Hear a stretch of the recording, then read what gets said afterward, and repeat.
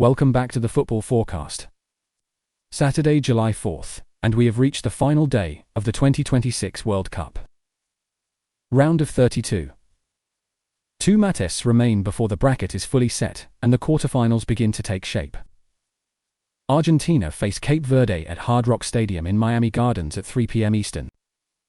Then Colombia take on Ghana at Arrowhead Stadium in Kansas City at 6 p.m. Eastern. Two matches, four nations. And in both cases, history is sitting on the pitch, waiting to be written.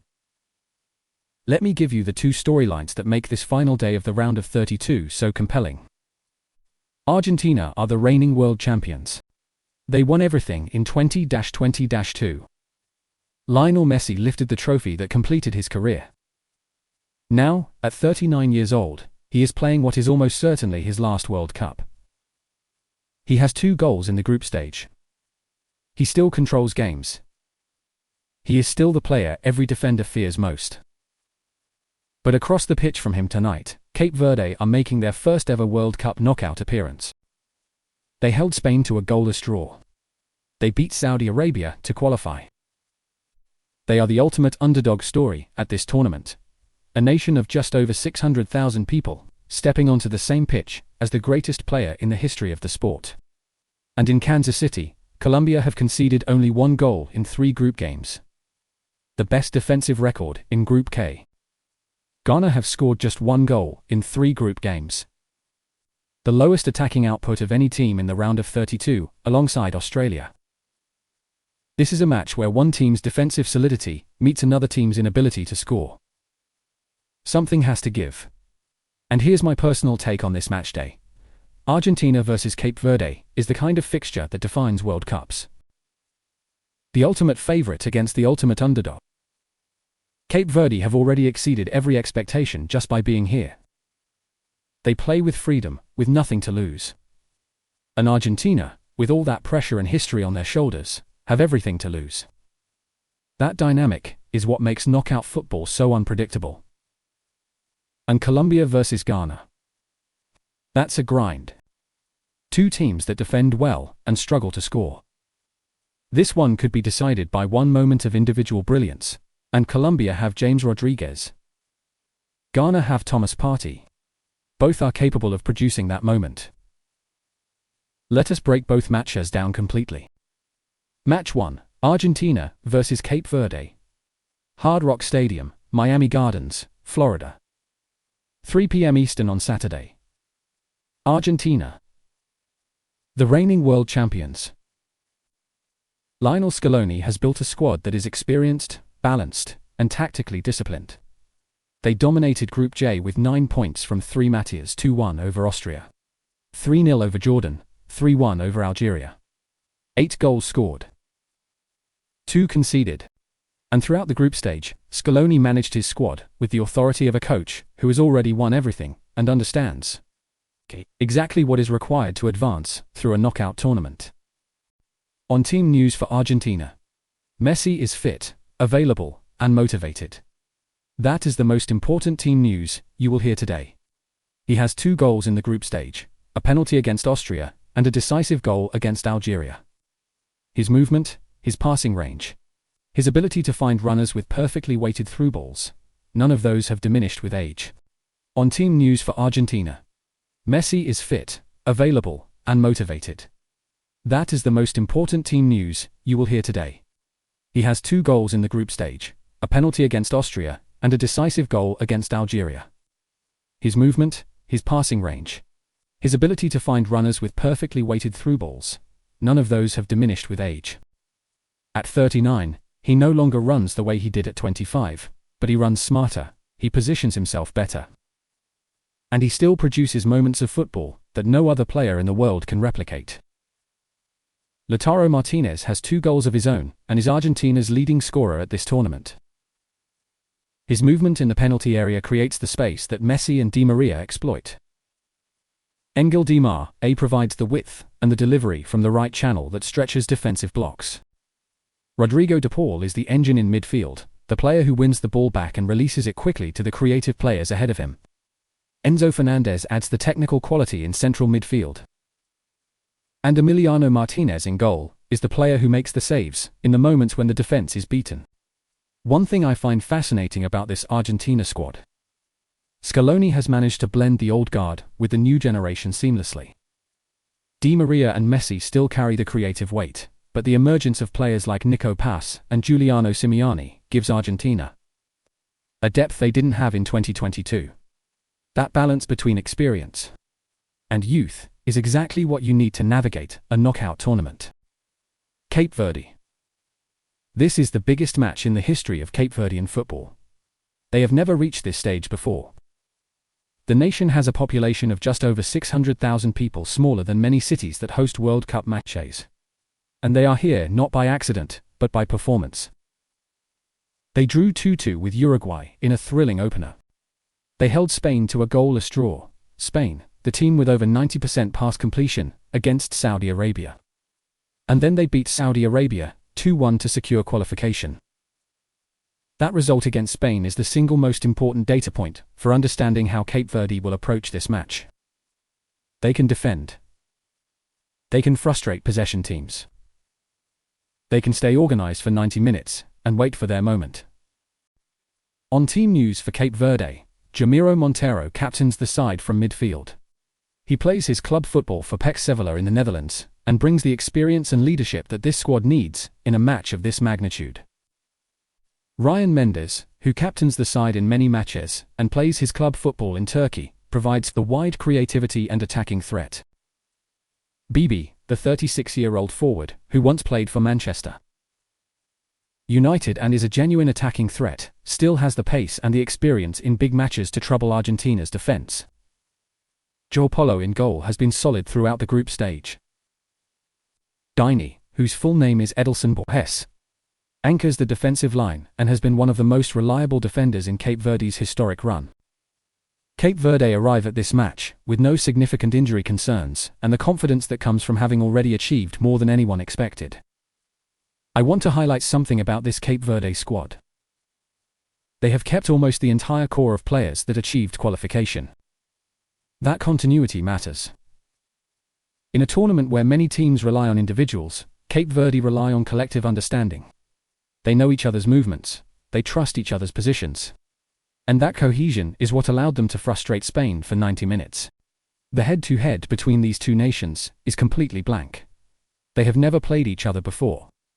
There is no historical record to reference, no tactical memory from previous meetings. Everything is based on form and preparation.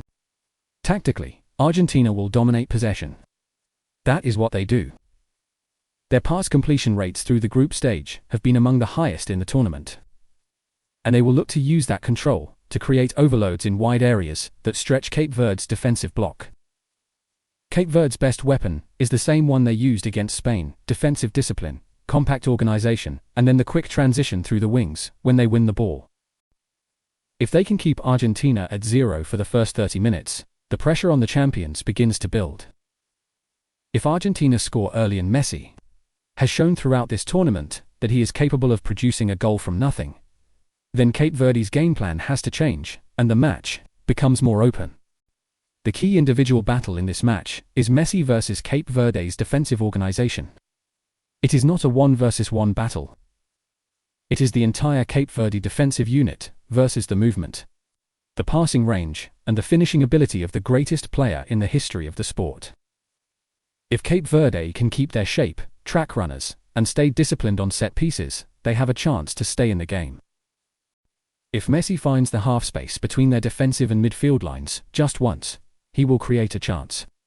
Our assessment: Argentina are the overwhelming favorites, and for good reason. They have the squad quality, the tournament experience, and the individual match winner in Messi that Cape Verde simply do not have an equivalent for. But Cape Verde have shown they can defend against the best. Spain could not break them down in 90 minutes. If Argentina are patient and clinical, they win. If they grow frustrated and Cape Verde stay in the game, this could be closer than anyone expects. Argentina win this 2-0 or 2-1, with Messi scoring or creating the decisive goal. Cape Verde score if they get a set-piece opportunity in a dangerous area. But Argentina's quality should prevail. Now let us move to match 2. Colombia vs Ghana. Arrowhead Stadium, Kansas City, Missouri. 6 p.m. Eastern on Saturday. This is the most tactically fascinating match of the entire round of 32. Colombia have conceded 1 goal in 3 group games, the best defensive record in Group K. They are unbeaten, they never trailed in any match, and they have the individual quality in James Rodriguez and Luis Diaz to create goals from moments of individual brilliance. Ghana have scored 1 goal in 3 group games. The lowest attacking output of any team in the round of 32, alongside Australia. They advanced on goal difference, not because they scored goals, but because they defended well enough to stay in matches. This is a contest between a team that is difficult to score against, and a team that is difficult to score for. On team news for Colombia, James Rodriguez is fit and available.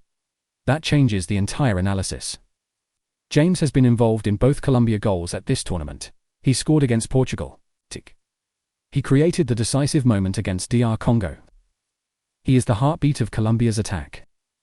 And his ability to find passes that other players do not see is the reason Colombia have advanced through this tournament without being completely convincing. Luis Diaz provides the explosive pace on the left wing. The one player who can stretch Ghana's defensive block and create space for James to operate in central areas. John Duran provides the physical presence in the penalty area. Davinson Sanchez anchors the defense. Daniel Munoz provides the attacking overlap from right back. Colombia's defensive record is the foundation of their tournament. Only 1 goal conceded in 3 games is a number that any team in a knockout match would be happy to rely on. James Rodriguez is Colombia's all-time leading scorer in World Cup history with 6 goals. That record tells you everything you need to know about his importance to this team. He doesn't just create, he finishes when it matters most. On team news for Ghana, Thomas Partey is fit and available. He is the most important player in Ghana's system.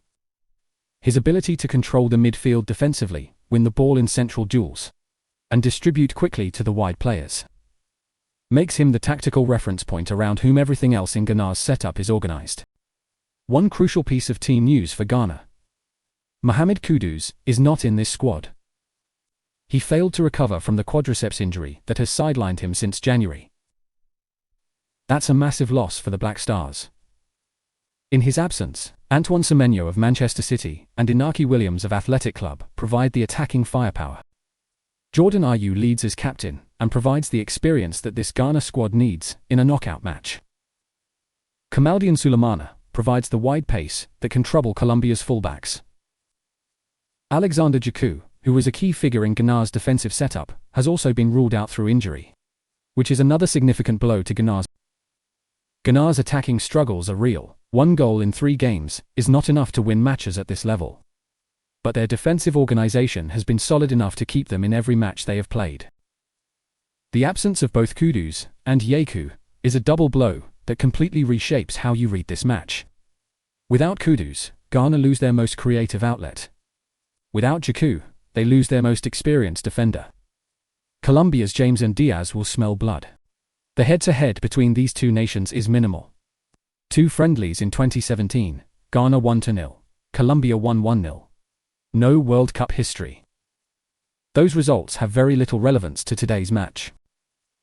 Tactically, this match is a contest between Colombia's defensive organization and Ghana's defensive organization. Neither team has been prolific in attack. Colombia have scored just 2 goals in 3 games. Ghana have scored 1. This is not going to be a 4-3 thriller. This is going to be a match where 1 goal may be enough to win, and the team that scores first has a massive advantage.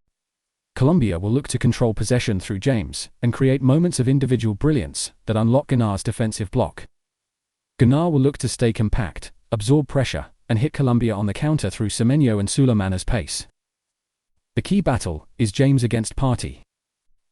If Partey can press James into rushed decisions, Ghana can prevent Colombia's attack from flowing. If James finds the space between Ghana's defensive and midfield lines, he will create a chance. The other key duel is Luis Diaz against Ghana's right back. Diaz's pace, an ability to cut inside, create 1 versus 1. Situations that Ghana's defense must handle carefully. One thing I'll be watching closely in this match: Colombia's ability to break down a compact defense. They've only scored 2 goals in 3 games. Ghana have only conceded 2 goals in 3 games. This could be a stalemate that goes to extra time. The team that scores first will almost certainly win. Our assessment. Colombia have the defensive record, the individual quality through James and Diaz, and the tournament momentum of having advanced unbeaten through. Group K. Ghana have the defensive discipline to stay in matches but lack the attacking firepower to score consistently at this level, especially without Colombia win this 1-0 or 2-0, with James or Diaz creating or scoring the decisive goal. Ghana will make it difficult, they will stay in the game, and they will have their moments. But Colombia's defensive record suggests they will not concede. And Ghana's attacking record suggests they will not score enough. 2 more round of 32 matches. Argentina defending their title and their legacy against the ultimate underdog story. Colombia and Ghana fighting for a place in the last 16 with defensive discipline and individual quality as the deciding factors. Drop a comment below right now with your score predictions for both matches. Can Cape Verde's defensive block frustrate Argentina and create the biggest upset of the entire tournament? And can Ghana find the goals they have been missing to knock out one of the most defensively solid teams in this round of 32? Hit subscribe right now and turn on the notification bell.